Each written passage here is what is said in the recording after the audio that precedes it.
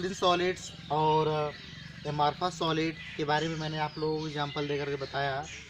तो अब हम चलते हैं एक ऐसे स्थान पर जहाँ पर हम लोग ये देखना चाहेंगे, इसके एग्जाम्पल्स को ये पता करेंगे कौन क्रिस्टली ठोस होते हैं और कौन एमार्फस सॉलिड्स होते हैं। तो हम चल करके अब ये देखते हैं कि हमारे पास क्या क्या उपलब्ध है, उनसे हम लोग जानकारी प्राप्त करेंगे। तो चलिए हम आपको लेके चलते हैं। आइए देखिए,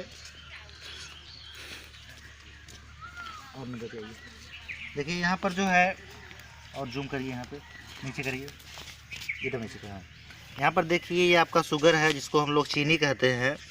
ये आपका क्रिस्टल्स है और इस क्रिस्टल्स को जब हम लोग पूरी तरह से पीस देते हैं तो पीसने के बाद भी इसके क्रिस्टल्स मौजूद रहते हैं।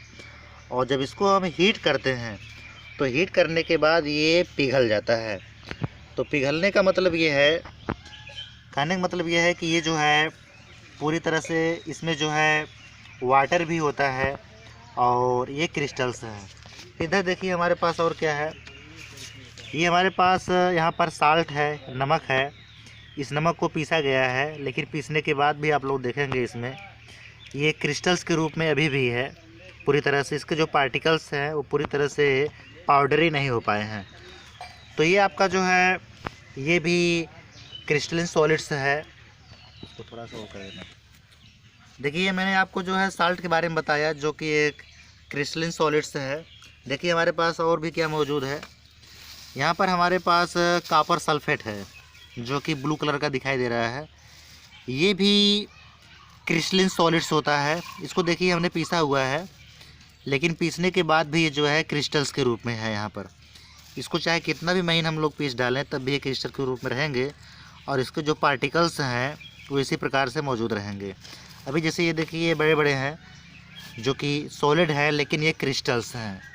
और जब इसको हम हीट करते हैं तो हीट करने के बाद ये भी पिघलता है कुछ।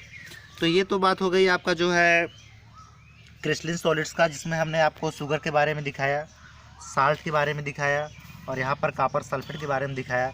इसी प्रकार से सोडियम हाइड्रोक्साइड होता है और भी कई प्रकार के सॉलिड्स होते हैं। अब देखिए हम आपको दिखाते हैं एमार्फस सॉलिड के बारे में। ये आपका सल्फ़र है। यहाँ पर देखिए ये सल्फ़र पाउडर है और ये सल्फ़र पाउडर जो है ये पूरी तरह से पीसा गया है और इसको आप लोग देख सकते हैं ये पूरी तरह से पाउडर ही हो गया है और तनिक भी इसके पार्टिकल्स जो है वो हाथ में महसूस नहीं हो रहा है कि इसके पार्टिकल्स अभी मोटे मोटे हैं।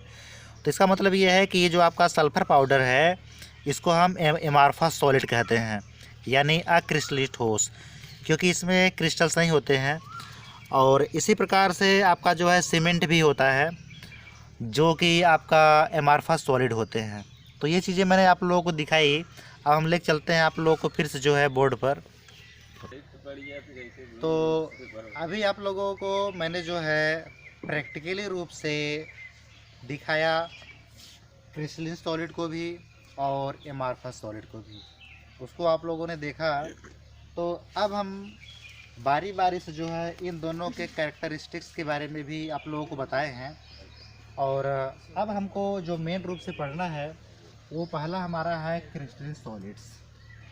तो क्रिस्टलिन सॉलिड्स में हम लोग space lattice, crystal lattice, unit cell और इसके अलग अलग टाइप्स, जिसमें आप लोग SCC, BCC, FCC ये सब होते क्या है, number of atoms in per unit cell, इस हिसाब से जो है इसकी स्टडी नेक्स्ट वीडियोज़ में करेंगे जो है।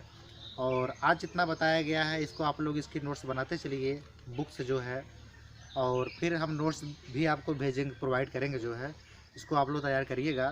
Thank you.